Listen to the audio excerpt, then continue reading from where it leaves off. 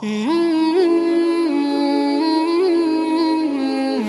Nabi SAW, kiamat tidak akan terjadi kecuali pada manusia-manusia yang buruk dan jahat.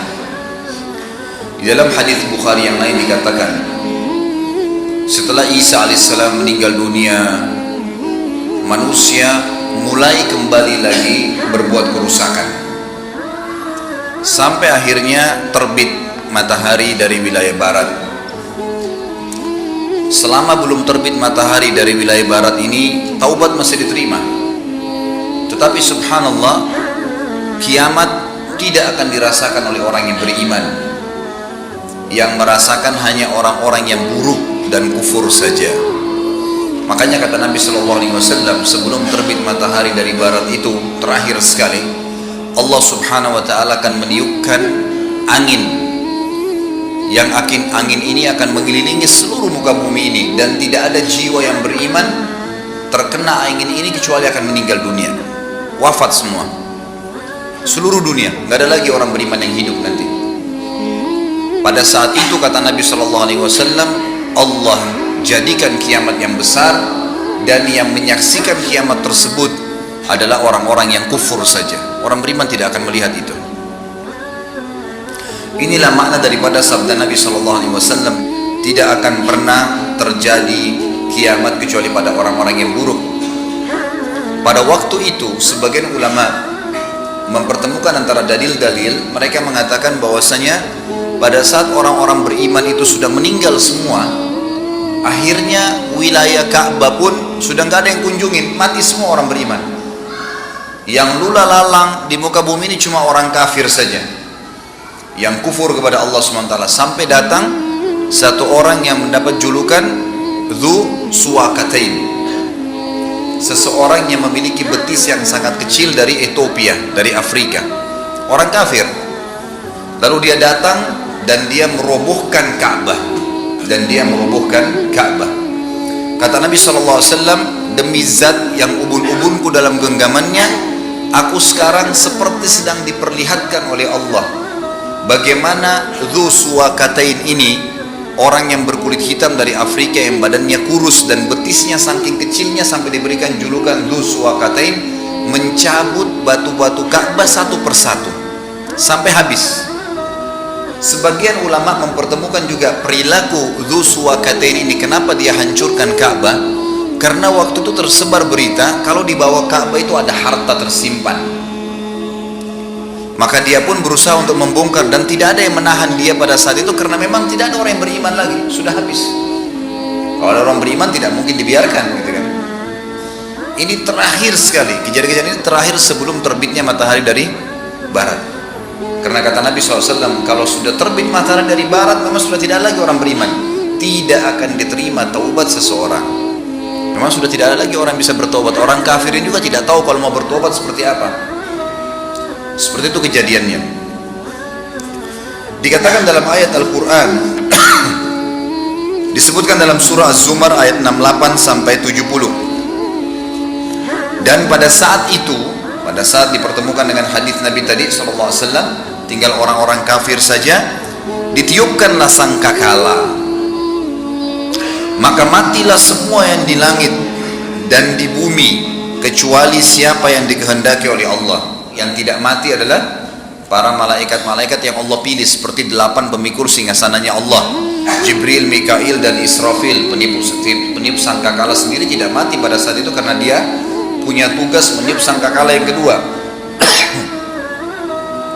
Sementara fungsi sangkakala pertama adalah menghancurkan semua yang Allah inginkan. Nanti sangkakala yang kedua itu pembangkitan, pembangkitan dan pengeluaran seluruh makhluk yang ada di bumi, maksudnya yang sudah dalam kubur. Begitu pula dengan bidadari dan pelayan-pelayan dari bidadara surga, hurun 'ain dan wildanun mukhalladun. Mereka itu juga tidak kena pengaruh dari sangkakala ini. Kemudian ditiuplah sangkakala itu sekali lagi, yang kedua. Maka tiba-tiba mereka berdiri menunggu putusan mereka masing-masing, dan terang benderanglah bumi padang mahsyar dengan cahaya keadilan Rabb-nya, Dan diberikanlah buku perhitungan perbuatan amal masing-masing, dan didatangkanlah para nabi dan saksi-saksi, dan diberi keputusan di antara mereka dengan adil, sedang mereka tidak dirugikan, dan disempurnakanlah bagi tiap-tiap jiwa balasan apa yang telah dikerjakannya, dan Dia Allah lebih mengetahui apa yang mereka kerjakan. Ayat ini memberikan kepada kita beberapa poin pelajaran. Yang pertama adalah ada dua tiupan sangkakala. Yang pertama, tiupannya berfungsi untuk menghancurkan semua yang Allah ingin hancurkan, dan semua jiwa yang Allah ingin matikan mati. Di sini ulama mengatakan semua manusia, semua jin, semua hewan, semua tumbuh-tumbuhan hancur. Di langit pun ada kalangan-kalangan malaikat yang kena. Memang Allah musnahkan, tidak ada lagi. Yang tertinggal hanya yang Allah inginkan. Kemudian pelajaran yang kedua, sangkakala yang kedua ada pembangkitan. Di dalam hadis Imam Muslim ya, antara dua sangkakala ini waktunya adalah 40. Cuma seperti itu penjelasan. Ada ulama hadis yang mengatakan 40 hari, ada yang mengatakan 40 tahun. Allahu a'lam, ada yang mengatakan 40 bulan. Intinya dalam hadis ini dikatakan antara dua sangkakala ini, yang satu penghancuran, yang satu pembangkitan adalah 40. Kemudian Allah turunkan hujan yang lebat dari langit, yang kemudian menimpa semua yang ada di muka bumi ini. Lalu keluarlah semua yang pernah dikubur di kuburan itu, tulang-tulang tumbuh seperti tumbuhnya bakal. Bakal ini sayuran. Dalam hadis lain dikatakan termasuk hewan-hewan, karena ada riwayat yang menjelaskan bahwasanya nanti hari kiamat Allah Azza wa Jalla akan menghakimi di mahsyar itu termasuk dua domba. Kenapa mereka saling nanduk? Jadi semuanya dibangkitkan, semua dibangkitkan. Allah turunkan hujan dari langit yang membangkitkan semua makhluk yang sudah wafat. Semua di tubuh manusia umumnya akan hancur, kecuali ada satu yang akan kekal, tidak akan hancur. Itu adalah tulang ekor seseorang. Dari tulang ekor itulah semua manusia nanti akan dibangkitkan kembali pada hari kiamat. Hadis ini memberikan pelajaran kepada kita bahwasanya memang ada tiupan sangkakala dimulai dengan itu pada hari kiamat. Ayat Al-Quran yang lain menjelaskan surah Al-Haqqah. Al-Haqqah ayat 13-34. Maka ingatlah tak kala sangkakala ditiup sekali tiupan yang pertama. Dan pada saat itu akan diangkat bumi dan dicabut gunung-gunung, lalu dibenturkan keduanya sekali benturan, tabrakan semua. Kita bayangkan kalau ada bangunan yang jatuh, dua rumah berdekatan lalu tabrakan sama-sama hancur, seperti apa dahsyatnya. Bagaimana kalau dua buah gunung? Bagaimana kalau seluruh gunung di atas bumi ini tercabut, melayang? Di bab riwayat disebutkan terbang seperti kapas, lalu ditabrakkan kembali ke bumi dengan satu benturan. Kata para ulama, dengan satu benturan itu maka akan berantakan semuanya. Pada hari itulah, pada saat itulah terjadi kiamat, dan terbelahlah langit pada saat itu. Langit yang kita lihat utuh itu terbelah, karena pada hari itu langit menjadi lemah. Dan pada saat itu malaikat-malaikat yang memang memenuhi langit, mereka semua berada di penjuru-penjuru langit, kelihatan. Sekarang kita nggak bisa lihat malaikat selain ada hijab di mata kita, tidak bisa. Allah memang belum izinkan kita melihatnya, kecuali pada saat kita akan meninggal dunia, kita akan melihat, menyaksikan malaikat maut. Dan itu termasuk fitnah mati yang pertama kali disaksikan oleh manusia. Pada saat itu terbuka langit dan semua malaikat terlihat di langit. Dan juga dikatakan pada hari itu 8 pemikul arsy Rabbmu yang meletakkan di atas kepala mereka juga hadir. Lalu Allah menyambung di ayat 18-nya, tadi sudah ayat 17 ya. Pada hari itu tidak ada sesuatu pun yang tersembunyi bagi Allah Tuhan kalian.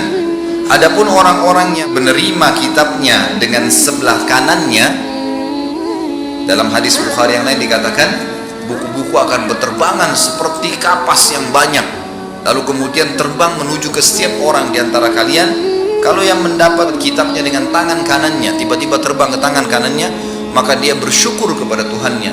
Dan yang menerima dengan tangan kirinya, maka dia akan mengatakan, bahwasanya saya belum menerima buku saya tidak tahu apa hisab saya. Lanjutan ayat kata Allah Subhanahu wa taala, orang yang menerima kitab dengan sebelah kanannya dia berkata, ambillah, coba baca kitabku ini. Sesungguhnya aku yakin bahwasanya aku akan menemui hisab diriku dengan mudah karena sudah tangan kanan. Maka orang itu berada dalam kehidupan yang diridhai, dalam surga yang tinggi, di kebun-kebun yang penuh dengan lebat, yang kebun-kebun tersebut dipenuhi dengan buah-buahan yang dekat. Kemudian mereka berkata, para malaikat berkata, makanlah dan minumlah dengan sedap, dengan tenang, dengan senang, disebabkan amal yang telah kalian kerjakan pada hari-hari yang lalu, maksudnya di dunia. Adapun orang-orang yang diberikan kitab di sebelah kiri tubuhnya atau di tangan kirinya, maka dia berkata, wahai, alangkah baiknya kira tidak diberikan kepadaku kitabku ini. Coba juga aku tidak tahu ya hisabku seperti apa. Coba seandainya kematian yang telah saya lalui di dunia itu sudah menjadi penyelesaian segala sesuatunya. Artinya coba waktu mati ya sudah mati aja, gak usah ada pembangkitan lagi. Dia berharap seperti itu. Sungguh hartaku sekali-kali tidak bermanfaat untukku. Bapak ibu sekalian, rekening kita yang penuh dengan nol yang banyak, mobil kita yang mewah bertumpuk, apartemen kita yang banyak, perhiasan yang banyak ditimpun, semuanya kalau anda tidak persiapkan untuk kebutuhan akhirat, tidak disodokahkan, tidak dibagi kepada orang lain, maka pastikan kalimat ini bisa terucapkan dari seseorang di antara kita pada hari kiamat. Naudzubillah. Nggak ada manfaat hartaku, ngapain dulu saya nggak sodokahin, ngapain saya simpan di rekening, ngapain masjid lagi dibangun saya tidak nyumbang, saya tidak terbitkan, tidak cetak Quran, tidak ikut ini dan tidak ikut itu. Telah hilang semua kekuasaan dariku. Ini Allah sudah bongkar. Pada hari kiamat seperti itu pembangkitan orang-orang yang menerima kitabnya dengan tangan kiri. Ini terjadi pada dua golongan. Orang muslim yang banyak dosanya tidak sempat taubat, harus masuk neraka dulu, dan juga orang kafir dan munafik yang pasti sudah kekal dalam api neraka. Lalu Allah berfirman kepada para malaikatnya, peganglah dia dan belenggu dia, tangannya ke lehernya, kemudian masukkan dan lemparkan dia, campakkan ke dalam api neraka yang menyala-nyala. Kemudian belitlah dia dengan rantai yang panjangnya 70 hasta. Sesungguhnya sebab itu adalah dulu dia tidak beriman kepada Allah Zat yang Maha Besar, dan juga tidak pernah mendorong atau memberikan makan orang-orang miskin. Orang-orang miskin. Jadi ini jelas bahwasanya kita akan dibangkitkan dengan dua tiupan sangkakala tadi, dan diceritakan secara umum dalam ayat tadi bagaimana pembangkitan di mahsyar. Ini masih ada dua surah yang kita baca secara umum global bagaimana terjadi peniupan sangkakala dan pembangkitan itu sendiri.